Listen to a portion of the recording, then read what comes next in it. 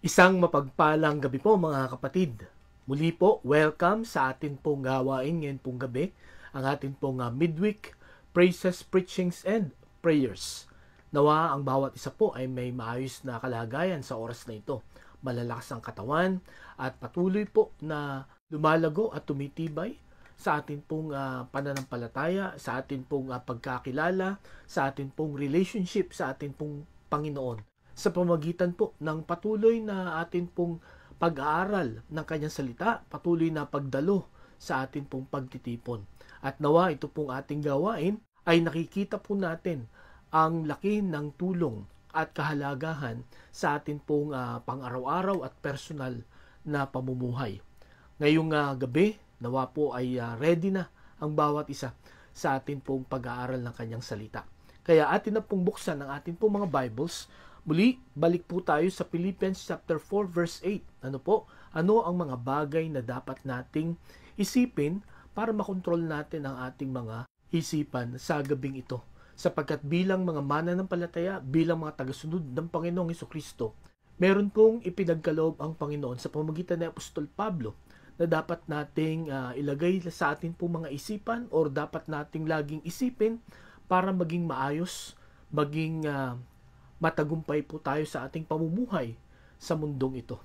At muli atin pong basahin ang Philippians chapter 4 verse 8. This time ang akin pong version na babasahin ay New King James Version. Ang sabi po dito, "Finally, brethren, whatever things are true, whatever things are noble, whatever things are just, whatever things are pure, whatever things are lovely, whatever things are of good report, if there is any virtue, and if there is anything praiseworthy, meditate on these things." Pagpalain po ng Panginoon ang pagkabasa ng kanyang salita. Tayo po'y manalangin. Panginoon, salamat po ulit sa gabing ito, sa araw na ito, sa oras na ito, na kami po ay nagkasama-sama, kami po ay makakapag-aral po ulit ng inyong salita.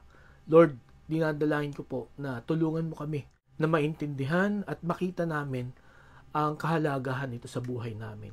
Tulungan mo kami na maging maayos ang takbo lagi ng amin pong kaisipan. Lalo tigit kami po, Panginoon, ay mga tagasunod ng Panginoong Hesukristo. Samahan mo na kami, Panginoon, sa aming pag-aaral. Ito ang aming dalangin sa pangalan ni Jesus. Amen. Last year po, April 16, 2024 at saka April 14, 2024, meron pong dalawang lalaki, sila po ay nagtatrabaho sa airport, no? Yung isa ay sa NAIA 1 at yung isa naman po ay NAIA 3. Okay? Itong dalawa pong ito ay pinarangalan noon pong May 2024, last year, no, sa kanila pong flag ceremony.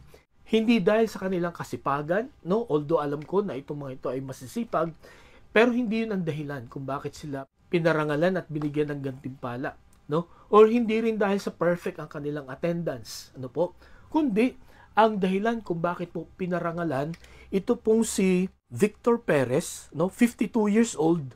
Siya po ay airport porter at siya po ay 32 years nang nagtatrabaho sa NAIA Terminal 1. Sapagkat ito pong si Victor ay nakaapulot ng isang bag na may laman na $10,000 or 565,735 pesos. So napakalaki ng perang ito. At sa isang tao na 32 years na porter sa NAIA Terminal 1, siya po ay 52 years old na, so ibig sabihin 20 years old siya nung nag-start na magtrabaho doon. Ibig sabihin hindi pa rin sapat ang kanyang kinikita sapagkat for the past 32 years doon pa rin siya, pero hindi siya natukso, isinauli niya ito. Ito po ay nakaligtaan ng isang Koreano. Hindi niya namalayan na nahulog yung ganong kalaking pera niya. At dahil dito, sila po ay pinarangalan. At ang isa pa po ay yung security guard ng NAIA Terminal 3. Nakakita naman siya ng isang bag na naglalaman ng laptop, ng smartphone at saka ng gold necklace na ang pangalan po niya ay si Albert Bautista. At yun nga po, tuwang-tuwa din yung lalaki na nakaiwan nung bag na yun. Nung makita ng dalawang ito, ni Victor at saka ni Albert, itong mga gamit na ito, dinala agad nila sa lost and found doon po sa NAIA.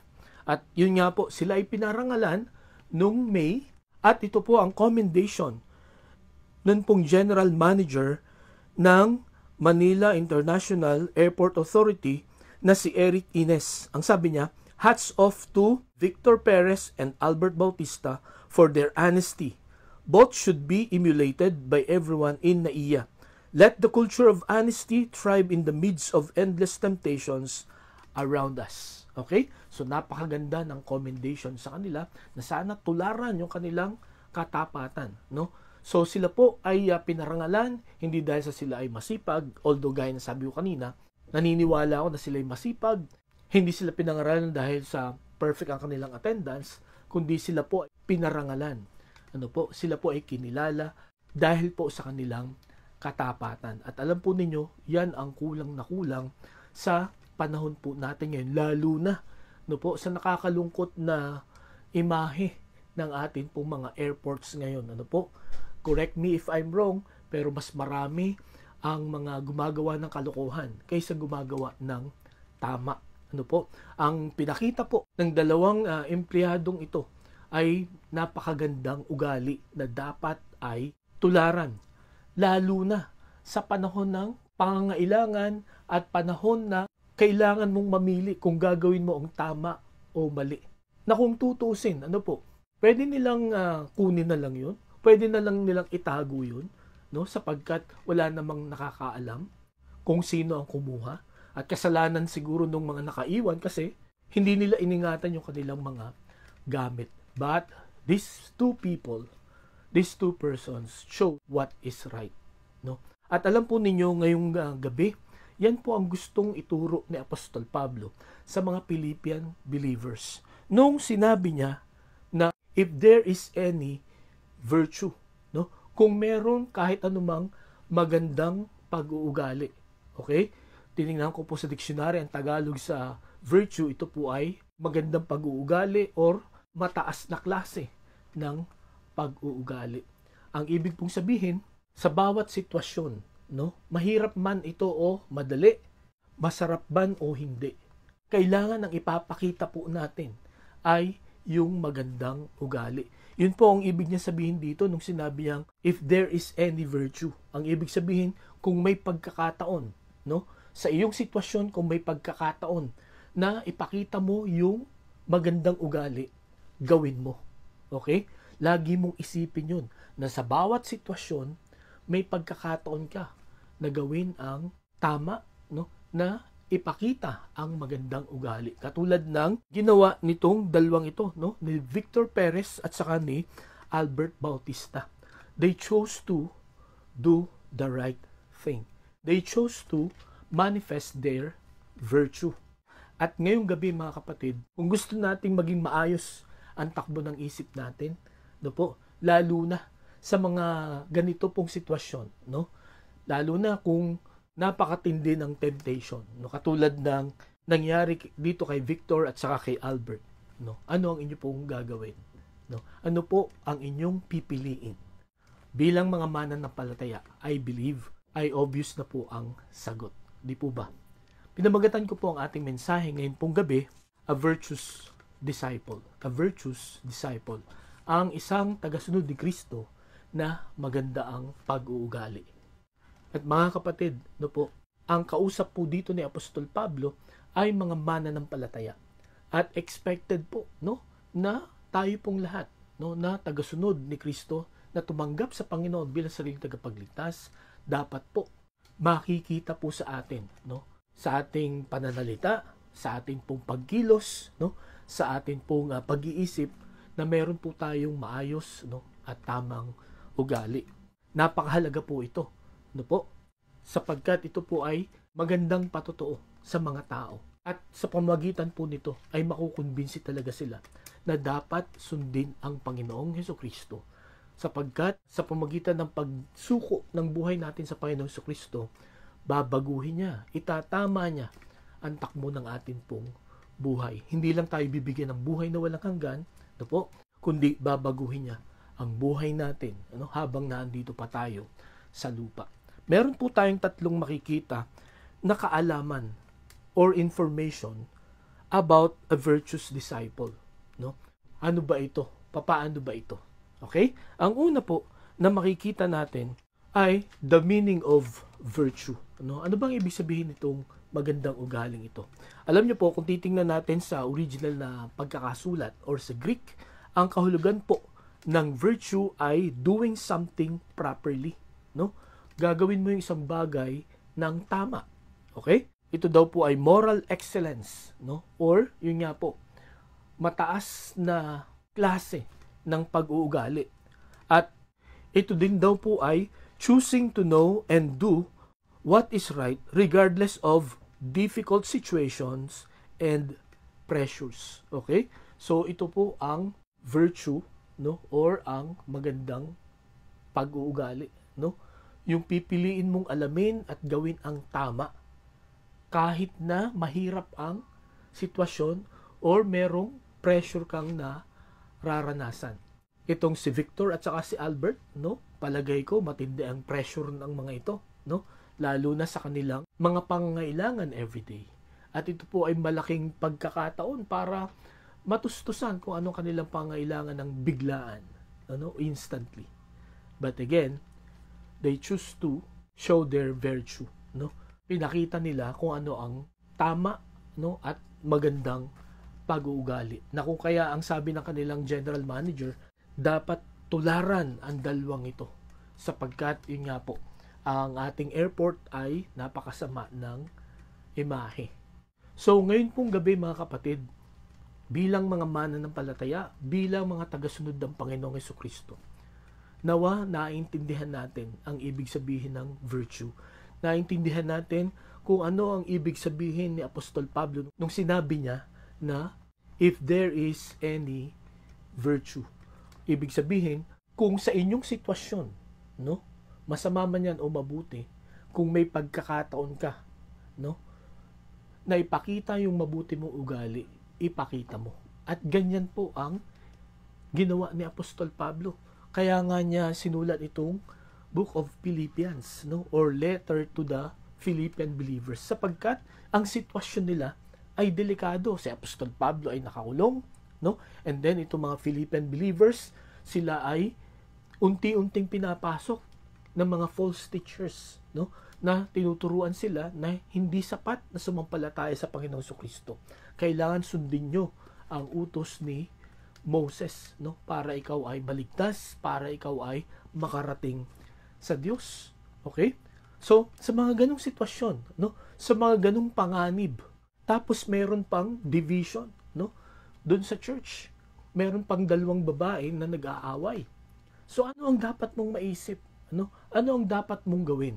Kaya sinulat ni Apostol Pablo itong Philippians chapter 4 verse 8 na ito dapat ang nagkokontrol. Ito dapat ang nilalaman ng inyong isipan. At dito sa ating pinag-uusapan ngayon, if there is any virtue. Sa sitwasyon natin ito, ano ba ang dapat nating gawin? No?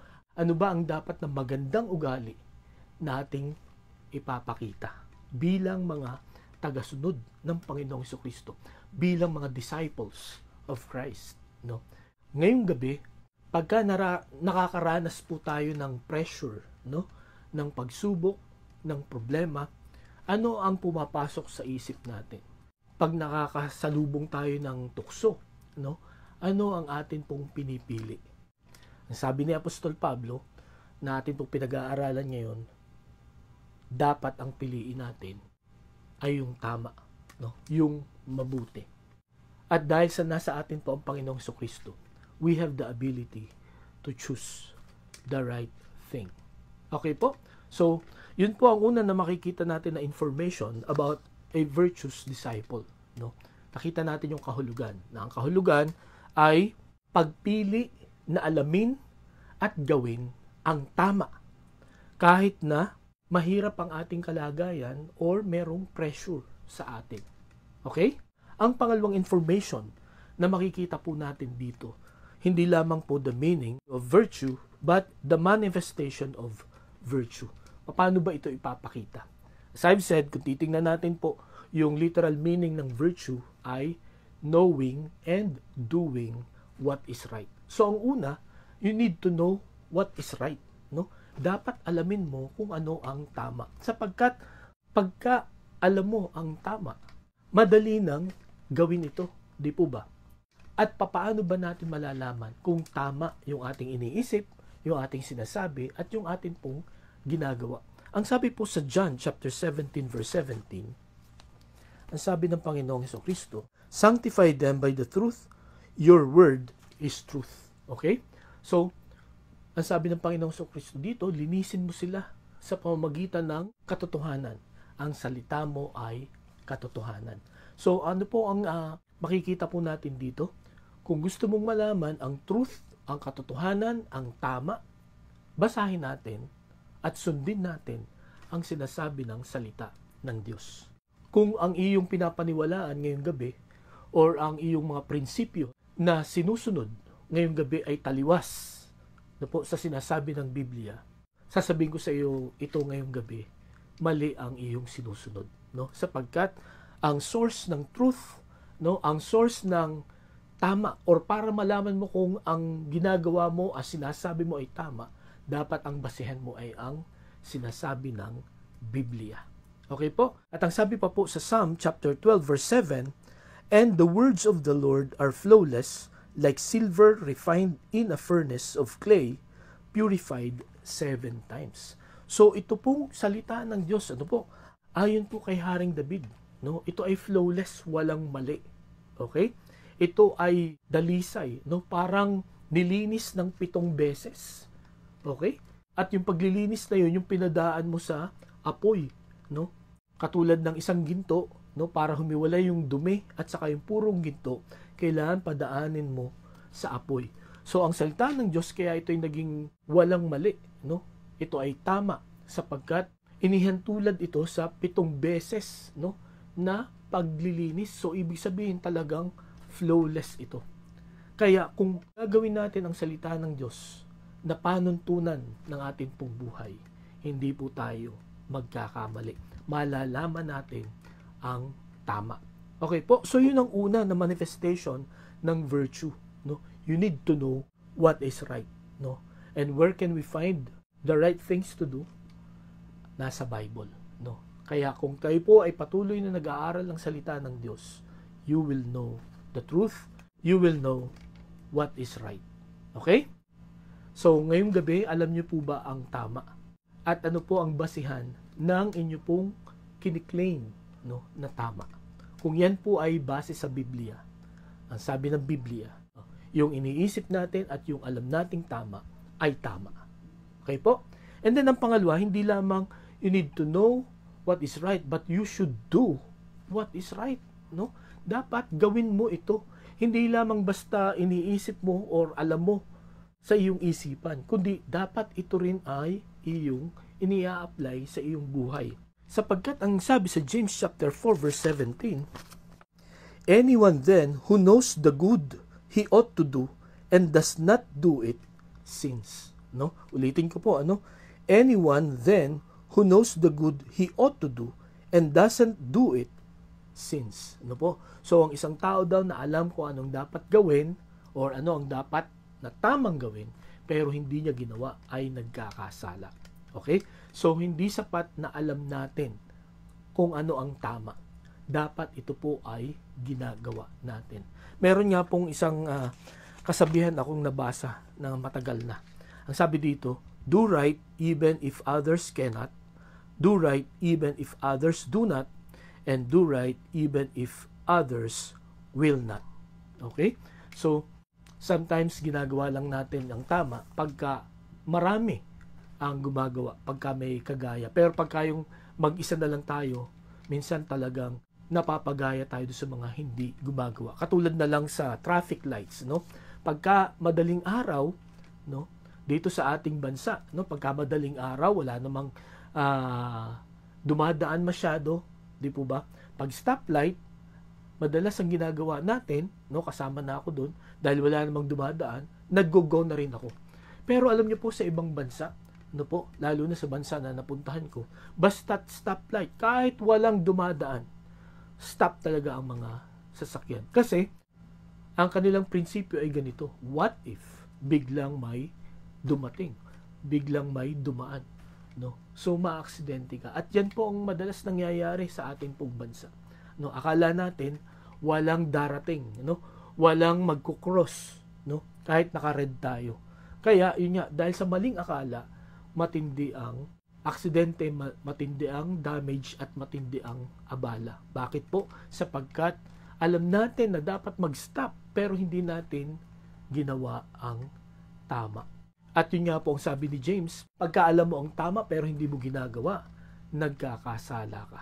No? At ang sabi din dito sa James chapter 1 verse 22, do not merely listen to the word and so deceive yourselves. Do what it says. So ang sabi po dito ni James pa rin, no? Kung ikaw ay nakikinig lang pero hindi mo siya ginagawa, niloloko mo ang iyong sarili. Dinadaya mo ang iyong sarili. So ngayong gabi mga kapatid, kailan natin huling dinaya ang atin pong mga sarili? Mga kapatid, hindi natin kailangan, no? Or pwede tayong makaalis sa pandaraya sa ating pong sarili. Paano pong gagawin natin? We need to do what is right. We need to do what the Bible is telling us to do. In that way, no, we can manifest, no, the real virtue or yung tunay na magandang pag-uugali. At sa bawat sitwasyon ng buhay nga po natin, no, kung tayo ay dumadaan sa maraming pagsubok, no, maraming problema, diyan po masusubukan, no? May natutunan ba tayo? Gagawin ba natin yung tama o magko-compromise tayo, magso-shortcut po tayo? Mga kapatid, kung tayo ay tunay na tagasunod ng Panginoong Jesucristo, ang sabi ni Apostol Pablo, if there is any virtue, no, think on these things, no, or meditate on these things.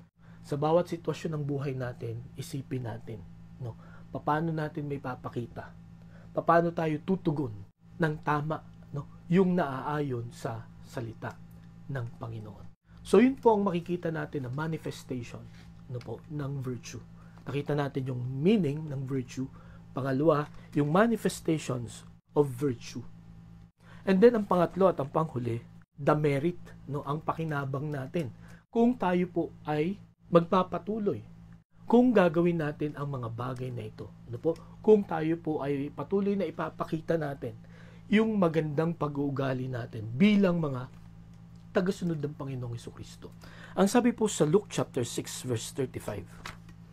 Luke 6:35. But love your enemies, do good to them, and lend to them without expecting to get anything back. Then your reward will be great, and you will be sons of the Most High, because He is kind to the ungrateful and wicked.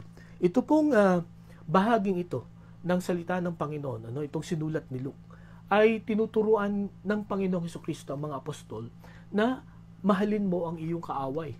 Siguro kung may katuruan ang Panginoong Jesucristo na napakahirap sundin, ay itong katuruan ito. You love your enemy. Pero ang sabi niya dito sa Luke chapter 6, verse 32, if you love those who love you, what credit is that to you? Even sinners love those who love them. Okay? So kung mamahalin mo lang ay yung mga nagmamahal sa'yo, ano ang pakinabang mo? Ano ang iyong kaibahan? Pero pag minahal mo ang iyong kaaway, ang sabi dito ng Panginoon, bibigyan kanya ng malaking gantimpala. Okay? Kung gagawin natin yung tama, kahit na mahirap, ano, kung ipapakita natin, no, yung mabuting pag-uugali bilang mga tagasunod ng Panginoong Jesucristo. Ang sabi dito, then your reward will be great, and you will be sons of the Most High, because He is kind to the ungrateful and wicked. Meron kang malaking gantimpala at ikaw ay magiging anak ng kataas-taasan. Sapagkat ang makakagawa lang talaga nito ay yung tao na sinuko niya ang kanyang buhay sa Panginoong Jesucristo. At yun, may reward. At maganda dito, hindi dinitalya ng Panginoon yung reward, no? Pero ang sabi niya, great is your reward, no? Pagka ginawa mo yung tama, no? Pagka ginawa mo kung ano ang naaayon sa salita ng Panginoon. At alam po ninyo, ang Panginoon na hindi katulad magbigay ng gantimpala dito po sa lupa. At kung dito sa mundong ito, no, marahil nire-recognize lang, binibigyan lang ng kaunting reward, yung may mga magagandang ugali. Ang Panginoon, ang sabi niya, you will receive great reward. Ang sabi sa Jeremiah 33:3, alam na alam po natin ito, pero meron pong nakakamangha na pangako ang Panginoon dito. Ang sabi niya, call to me and I will answer you and tell you great and unsearchable things you do not know. So dito po, ang ibig sabihin nitong Jeremiah 33:3, once you obey what He tells you to do, ang response ng Panginoon, great and mighty things which you do not understand.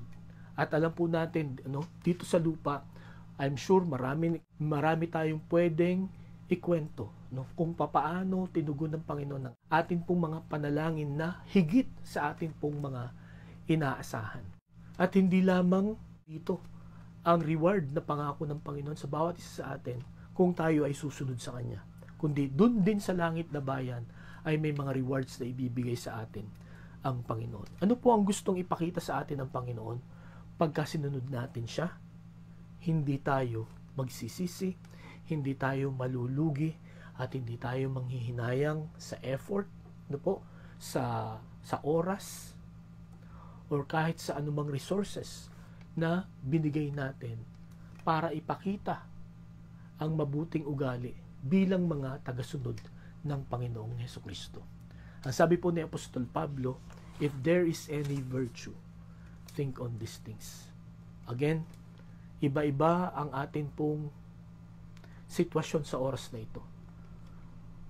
One thing is sure, marami po na dumadaan sa atin sa maraming pagsubok, mabibigat na mga pagsubok.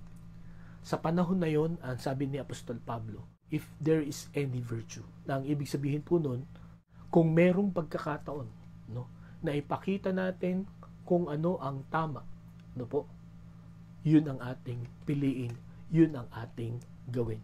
Sapagkat pag ginawa po natin yon, meron pong gantimpala na nag-iintay sa bawat isa sa atin.